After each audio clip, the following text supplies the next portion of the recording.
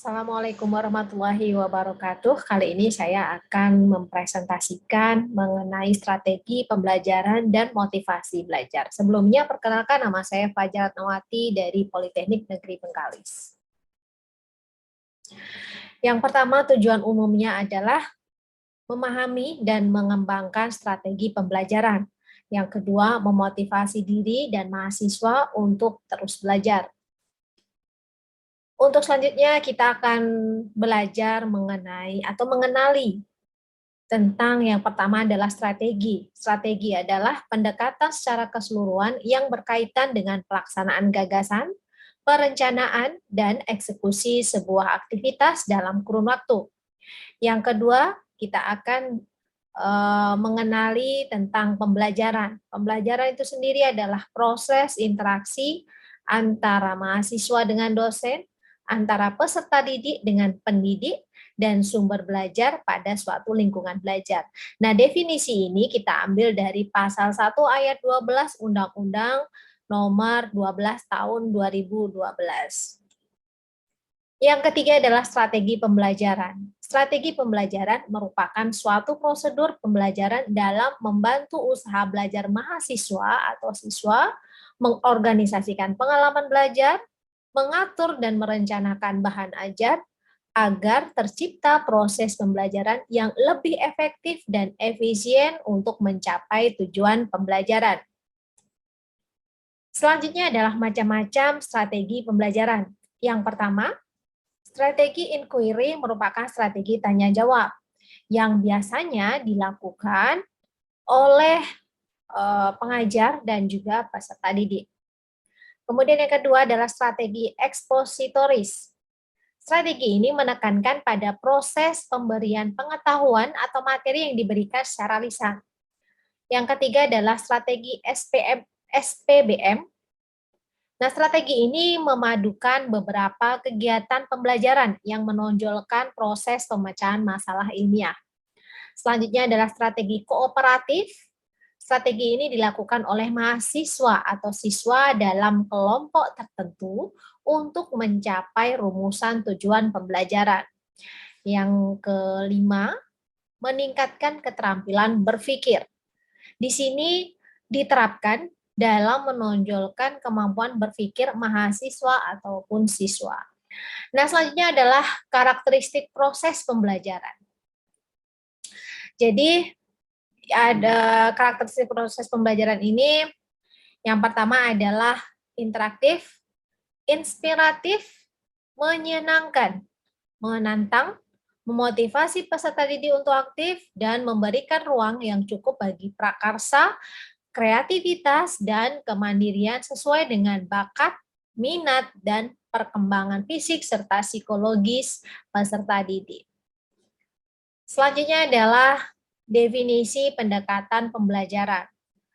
Pendekatan pembelajaran adalah orientasi arah pandang atau cara pandang pendidik dan peserta didik terhadap pembelajaran untuk mencapai tujuan pembelajaran. Sedangkan model pembelajaran itu sendiri adalah proses belajar atau gambaran pembelajaran peserta didik dari awal sampai akhir pembelajaran yang ditandai dengan langkah-langkah spesifik. Selanjutnya adalah metode pembelajaran. Metode pembelajaran ini adalah cara pendidik menyampaikan atau memfasilitasi peserta didik untuk memperoleh pengetahuan dan atau keterampilan tertentu atau cara yang digunakan untuk mengimplementasikan rencana dalam bentuk kegiatan. Selanjutnya adalah teknik pembelajaran. Teknik pembelajaran adalah cara pendidik menyampaikan atau memfasilitasi peserta didik untuk memperoleh pengetahuan dan atau keterampilan tertentu melalui metode pembelajaran tertentu atau cara yang digunakan untuk mengimplementasikan suatu metode. Selanjutnya adalah taktik pembelajaran, yaitu gaya mengajar pendidik yang khas dalam melaksanakan metode atau teknik tertentu. Nah, di sini teknik-teknik ini memang seorang pengajar, baik itu guru maupun dosen, memang harus memilikinya.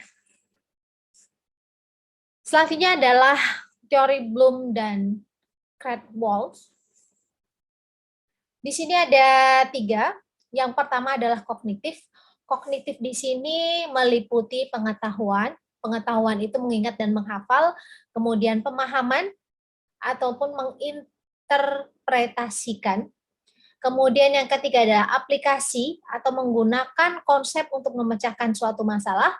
Yang keempat adalah analisis atau menjabarkan suatu konsep. Yang kelima adalah sintesis atau menggabungkan bagian-bagian konsep menjadi suatu konsep yang utuh.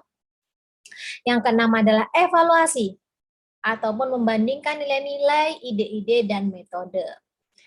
Yang kedua adalah psikomotor. Psikomotor di sini meliputi peniruan, penggunaan, atau menggunakan konsep untuk melakukan gerak. Kemudian yang ketiga, ketepatan. Yang keempat, perangkaian atau melakukan beberapa gerakan sekaligus dengan benar. Yang kelima adalah naturalisasi atau melakukan gerak secara wajar. Kemudian yang ketiga adalah afektif. Afektif ini meliputi pengenalan, merespon, penghargaan, pengorganisasian, dan pengamalan. Kemudian selanjutnya adalah definisi motivasi.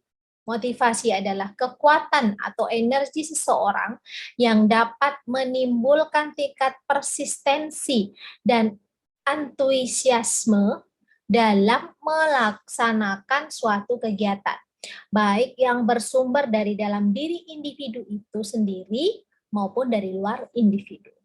Motivasi belajar merupakan suatu dorongan internal dan eksternal pada siswa-siswi yang memberikan semangat, perhatian, kemauan, keinginan, dan cita-cita untuk belajar guna untuk mencapai tujuan yang diinginkan. Kemudian selanjutnya adalah fungsi motivasi. Fungsi motivasi di sini yang pertama adalah memberi angka, memberi hadiah, kompetisi, ego involvement, dan memberi pujian.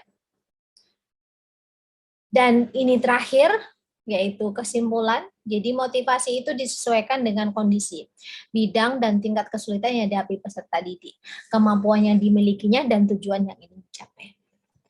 Baik, mungkin demikian yang dapat saya sampaikan. Terima kasih sebelumnya, mudah-mudahan bermanfaat. Wabillahi taufiq wal hidayah. Wassalamualaikum warahmatullahi wabarakatuh.